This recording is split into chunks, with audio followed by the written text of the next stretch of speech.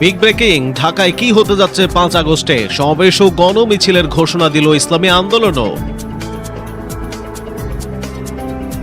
এনসিপির মিছিলে হঠাৎ শিবির ধর স্লোগান, অতঃপর যা হলো। পেট্রোবাংলা অবরোধের হুঁশিয়ারি এনসিপির। জামায়াতে ইসলামীর গণমিছিলে আওয়ামী লীগের হামলা।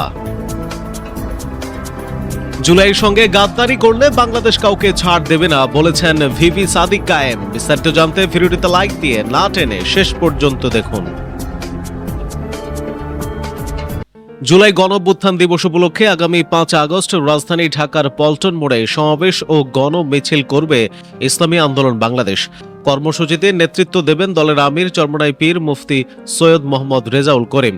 শনিবার রাজধানীর পুরানা পল্টনে দলের কেন্দ্রীয় কার্যালয়ে ঢাকা মহানগর দক্ষিণের থানা নেতাদের যৌথ সভা শেষে এই ঘোষণা এসেছে।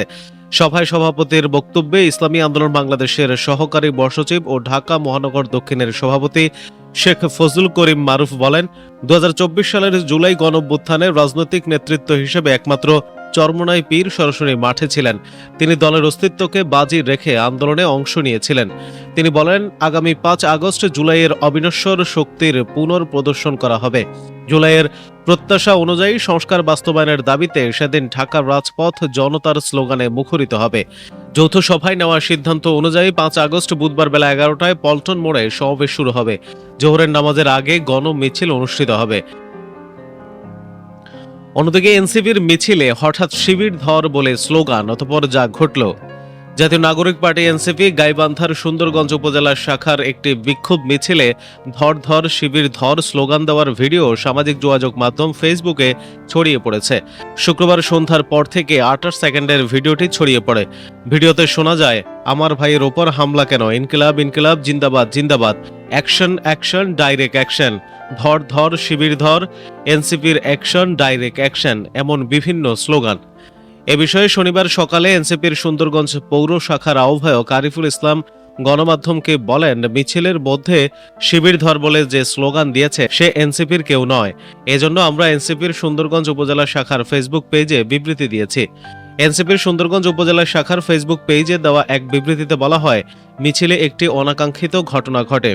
দায়িত্বপ্রাপ্ত স্লোগানদাতা সাময়িকভাবে থেমে গেলে একজন মানসিক ভারসাম্যহীন ব্যক্তি হঠাৎ হ্যান্ড মাইক নিয়ে বাংলাদেশ ইসলামী ছাত্র শিবিরকে লক্ষ্য করে একটি উস্কানিমূলক স্লোগান দেন। বিষয়টি নজরে আসা মাত্রই দায়িত্বপ্রাপ্ত নেতাকর্মীরা তাৎক্ষণিকভাবে তার কাছ থেকে হ্যান্ড মাইকটি কেড়ে নিয়ে পরিস্থিতি নিয়ন্ত্রণে আনেন। বিবৃতিতে আরও বলা হয়, উক্ত স্লোগান জাতীয় নাগরিক পার্টি এনসিপি সুন্দরগঞ্জ পৌর ও উপজেলা শাখার কোনো সাংগঠনিক সিদ্ধান্ত, নীতি বা অবস্থানকে প্রতিফলিত করে না। এই অনভিপ্রেত ঘটনার জন্য আমরা আন্তরিকভাবে দুঃখ প্রকাশ করছি এবং সংশ্লিষ্ট সবার কাছে ক্ষমা প্রার্থী। অন্যদিকে পেট্রোবাংলা অবরোধের হুঁশিয়ারি এনসিপির। দেশে চলমান গ্যাস সংকটের মধ্যে মূল্য বৃদ্ধির চেষ্টা করা হলে পেট্রোবাংলা ভবন অবরোধ করা হবে বলে হুঁশিয়ারি দিয়েছে জাতীয় নাগরিক পার্টি এনসিপি। রাজধানী সহ দেশ জুড়ে বাসা বাড়ি, শিল্প কারখানা ও পরিবহনে গ্যাসের তীব্র সংকট ও মূল্য বৃদ্ধির ষড়যন্ত্রের প্রতিবাদে এক সমাবেশ থেকে এই হুঁশিয়ারি দেয় দলটি।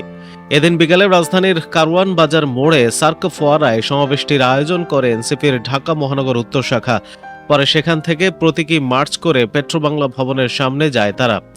উল্লেখ্য, তীব্র গ্যাস সংকটের মধ্যেই বিদ্যুৎ ও সিএনজি খাতে গ্যাসের দাম বাড়ানোর প্রস্তাব দিতে নীতিগত অনুমোদন চেয়ে সম্প্রতি বিদ্যুৎ, জ্বালানি ও খনিজ সম্পদ মন্ত্রণালয়ে একটি চিঠি দিয়েছে পেট্রোবাংলা।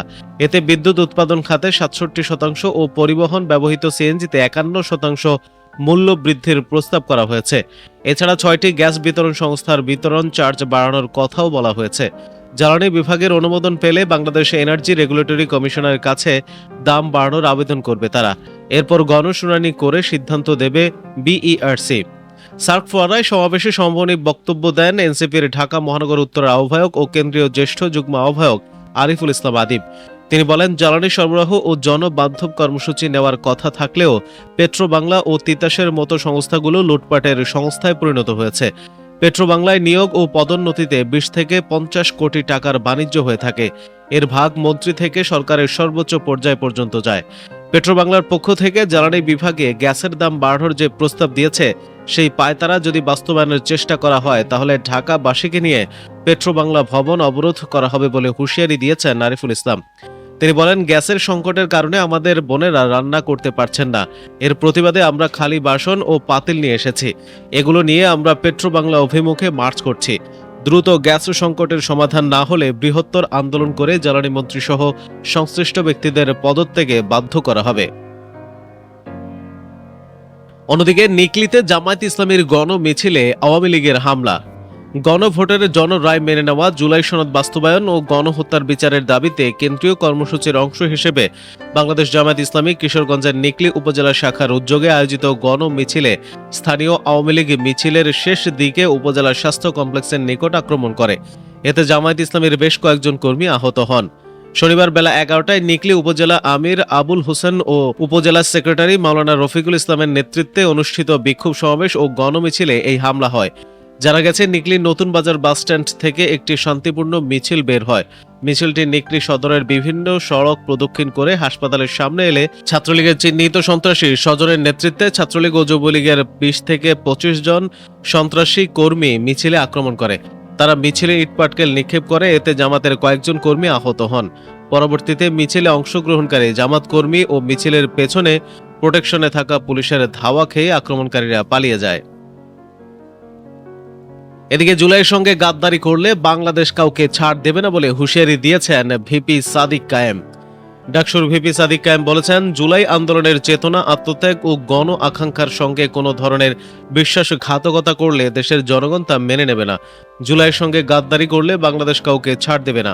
কুমিল্লা নগরের কান্দিরপাড়ে grand Deshpriya restaurant and convention হলে national doctors forum NDF Comilla জেলা শাখার উদ্যোগে আয়োজিত জাগ্রত শীর্ষক জুলাই সম্মেলনে প্রধান বক্তার বক্তব্যে তিনি এসব কথা বলেন। সাদিক কায়েম বলেন, একটি মহল পরিকল্পিতভাবে জুলাই আন্দোলনের ইতিহাস, আত্মত্যাগ ও অর্জনকে প্রশ্নবিদ্ধ করার অপচেষ্টা চালাচ্ছে। এ ধরনের অপতৎপরতা থেকে দেশবাসীকে সতর্ক থাকার আহ্বান জানিয়ে তিনি বলেন, জাতীয় স্বার্থ ও জনগণের আকাঙ্ক্ষা সমুন্নত রাখতে সবাইকে ঐক্যবদ্ধভাবে কাজ করতে হবে।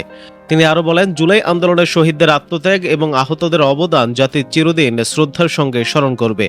আন্দোলনের চেতনা ধারণ করে একটি ন্যায়ভিত্তিক, বৈষম্যহীন ও গণতান্ত্রিক বাংলাদেশ গড়ে তুলতে সবাইকে দায়িত্বশীল ভূমিকা পালন করতে হবে। প্রিয় দর্শক, এই নিউজগুলো সম্পর্কে আপনার মতামত দিতে ভিডিওটিতে লাইক দিয়ে নিচের কমেন্ট বক্সে লিখুন।